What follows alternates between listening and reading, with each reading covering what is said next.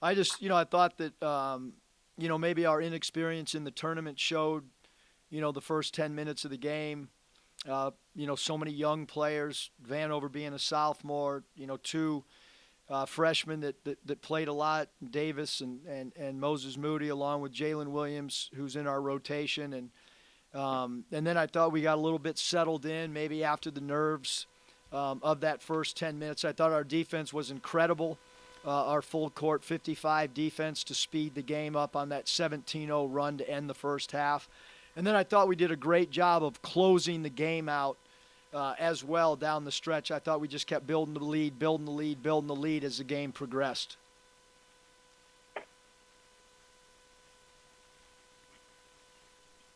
Great, thank you. We're going to start with our first question. Today we are going to turn to, looks like we have Andrew Hutchinson with Hogs Beat. Andrew, if you could please unmute yourself and ask your question. Thank you. Yeah, Coach, you talked about the defensive pressure there during that 17-0 run. Did you expect that to be something you needed to do, picking up full court, or was that something you just decided middle of that first half?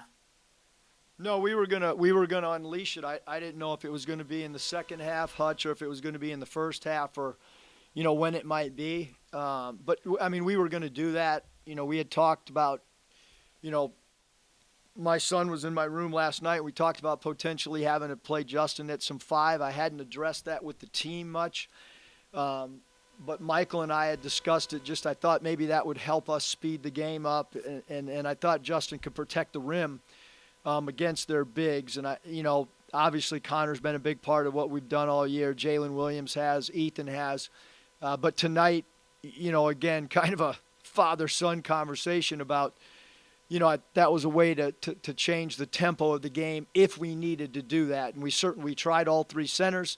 I didn't like the complexion of the game at all, or the pace of the game. And that 17-0 run with four guards and Justin Smith out there, again, I think that changed the complexion. And I thought the last 5 minutes of the game as well. So we closed the half out phenomenal, Hutch, and then we closed the game out as well. Great, thank you. Our next question today will be with Curtis Wilkerson from Hog Sports. Curtis, if you could please unmute and ask your question.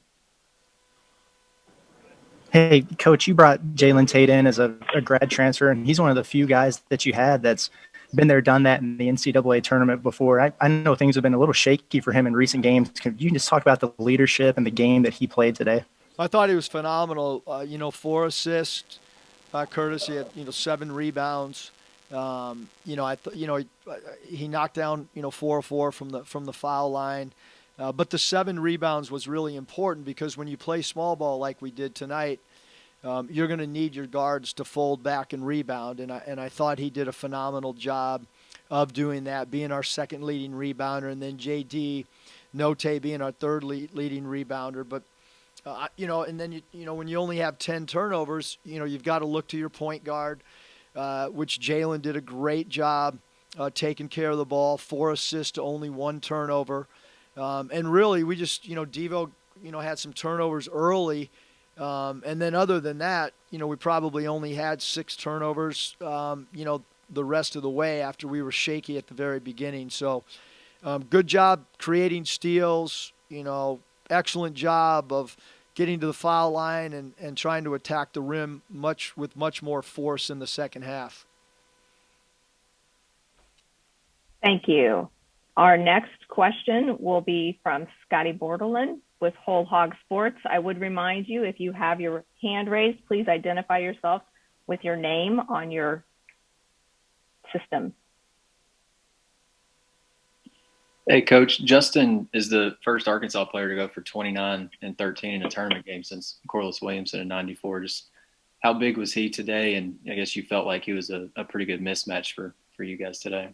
Yeah, I just thought the combination of strength, speed, athleticism would be a lot for their front line to handle.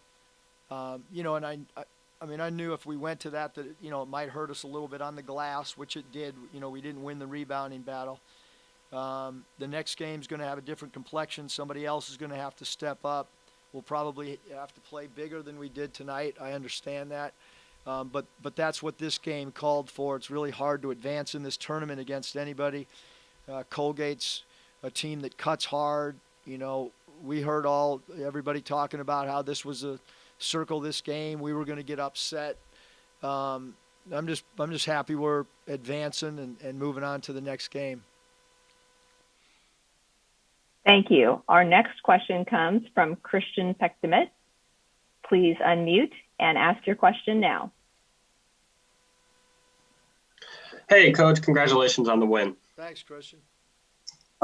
So you guys obviously just made the round of 32. You haven't made the round, or the program hasn't made the Sweet 16 since '96. You'll be playing the winner of Utah State or Texas Tech. What's the mindset or the message going into that game? I just want to go back out in the arena and wave to my wife and daughter and my son. And then as soon as that game's, our assistant coaches are divided up where one, has Utah State, one has Texas Tech. I'm not going to spend any time because we're going to find out probably by the time we get, our bus gets back to the hotel. We'll probably at that time know who we're playing, and then we'll start our preparation.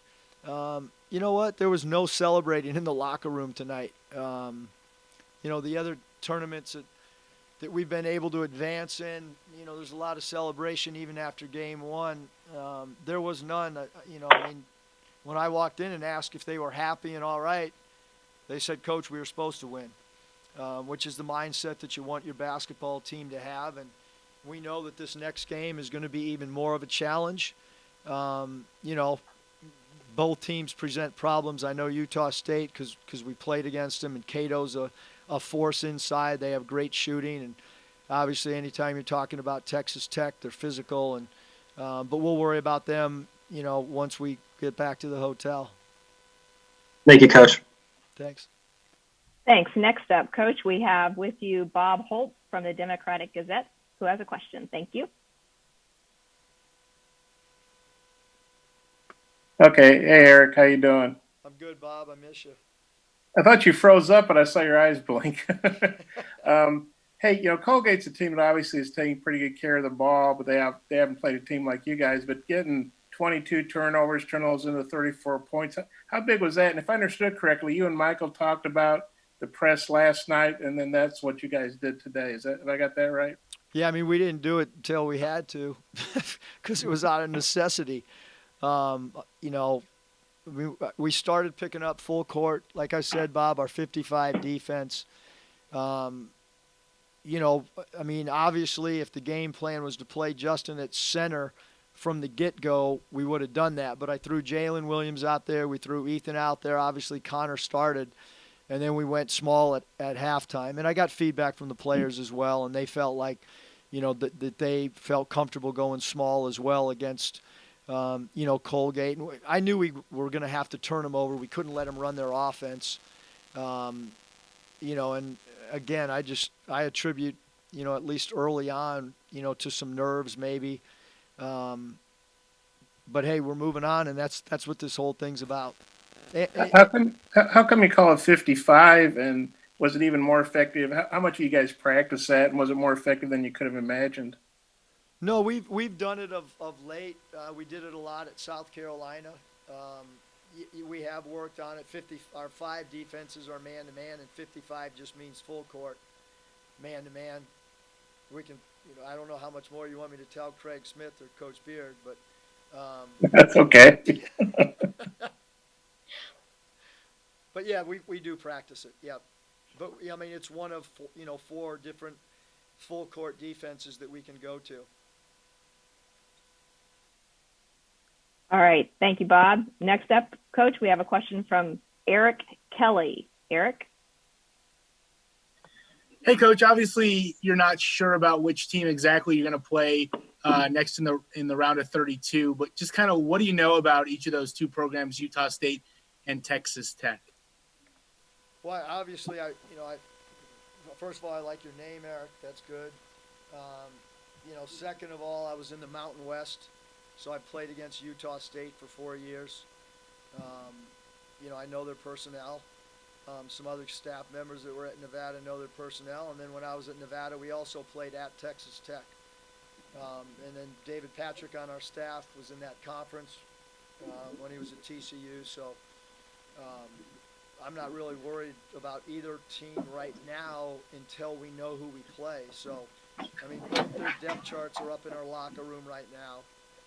But we won't start talking to the team until we know for sure who we play. I'm not worried about you. All right, next up we have Trey Biddy, who's with Hog Sports. Trey, please unmute. Hey, Coach. I was curious about JD Note and his aggression. Is that something that you just kind of live with for fear of taking away that killer instinct that he has? Because, I mean, dropping some daggers and has done that all year. Yeah, Trey, I mean, I would I don't know how many baseball fans we have here, but, I mean, he's either going to hit a home run or strike out. You know, historically, you know, I've had some players like that, and I just give them freedom. You know, I don't want to try to control their game. You know, the beauty in some players is the freedom that you allow them, and then they just, you know, like JD, he's just playing ball, man. I mean, his attitude when he walks out there is no different than if he was playing on a park somewhere. You know, shirts and skins. He just goes out there and he just plays.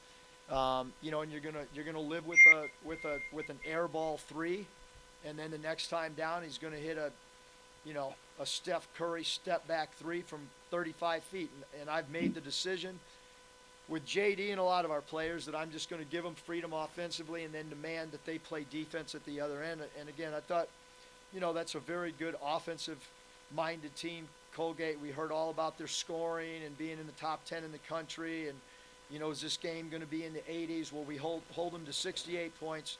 We hold them to 39% from the field. We're an underrated defensive team. I think people look at our offensive numbers and sometimes don't realize how good we play defense for the majority of the year and how much pride we take in our defense. You know, you got to play both sides of the ball, and I think a lot of our offensive numbers are because of our defense.